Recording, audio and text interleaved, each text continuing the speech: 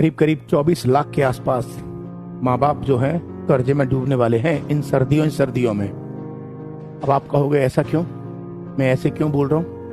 क्योंकि बेटा एक आंकड़ा ये कह रहा है कि इस साल इस सर्दियों में जो सालग है ना शादियों का, उसमें भारत में 48 लाख शादियां हो रही हैं। तो 48 लाख में 24 लाख लड़कियां होंगी और 24 लाख लड़के होंगे, ये बात तो जेन्युइन है।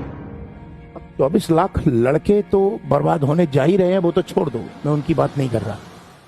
लेकिन आपको पता है जो 24 लाख लड़कियों की शादी हो रही है उनमें बहुत सारे माँ बाप तो करोड़पति होंगे, उनकी भी बात नहीं कर रहा। लेकिन 24 लाख में से करीब करीब 21-22 लाख के आसपास माँ बाप या तो गरीब हैं या मिडिल क्लास फैमिली से हैं। और एक मिडिल क्लास फैमिली का पिता अपनी बेटी की शादी जब करता है तो एक डाटा कहता है, बाप जब अपनी बेटी की शादी करता है तो शादी करने के बाद 3 साल तक कर्जे में रहता है। और 3 साल तक जब बाप कर्जे में रहता है और उसी शादी में जब आम आदमी जाता है तो क्या बोलता है, रोटियां ठंडी पड़ी हैं। क्या बोलता है, मटर पनीर में पनीर नहीं है। क्या बोलता है, रसगुल्ले ठंडे पड़े। क्या बोलता है कि शादी में इंतजाम अच्छा नहीं है। एक बाप अपनी बेटी की शादी करने के लिए अपनी खून पसीने की कमाई 10-10, 15-15 साल जो उसने कमाई है वो लगा देता है। और तुम जब एक वक्त की रोटी खाते हो उसकी दावत में जाकर तो उसमें नुक्स निकालते हो। जब आपके घर में बेटी होगी और तुम मिडिल क्लास फैमिली या किसी गरीब क्लास परिवार से होगे, भगवान न करे हो, तब पता चलेगा ये बाप अपनी बेटी की शादी कैसे करता है। ये वादा कर रहा हूं मेरे दोस्तों, कभी भी किसी शादी में जाना तो भले ही किसी शादी में खाने में नमक कम हो, रोटियां ठंडी पड़ी हो, सब्जी कैसी भी हो, एक ही बात बोलना, मजा आ गया खाने में।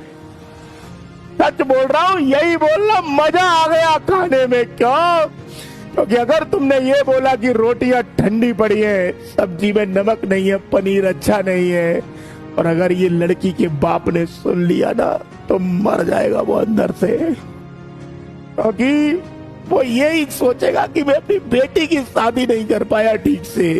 इसलिए प्लीज मेरी सभी भारतवासियों से विनती है कि भले ही किसी शादी में खाना अच्छा हो या ना हो, खाना सब अच्छा होता है यार। वो बाप नहीं खाना बनाता, वो हलवाई बनाता है।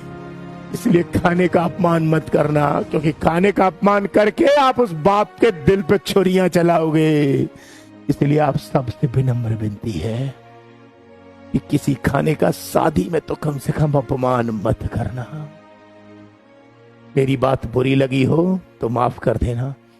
दिमाग से नहीं बोला, दिल से बोला है। क्यों? क्योंकि मैं रोज आए दिन यही चीज है देखता हूं। जब भी शादियों में जाता हूं तो निश्चित रूप से आज की युवा पीढ़ी या आजकल के लोग कहीं ना कहीं उसमें नुक्स निकालते हैं। तो कृपया करके ऐसी एक्टिविटीज को अंजाम मत दीजिएगा। जल्द मिलूंगा, फिर मिलूंगा। तब तक के लिए आप सभी को बहुत सारा प्यार,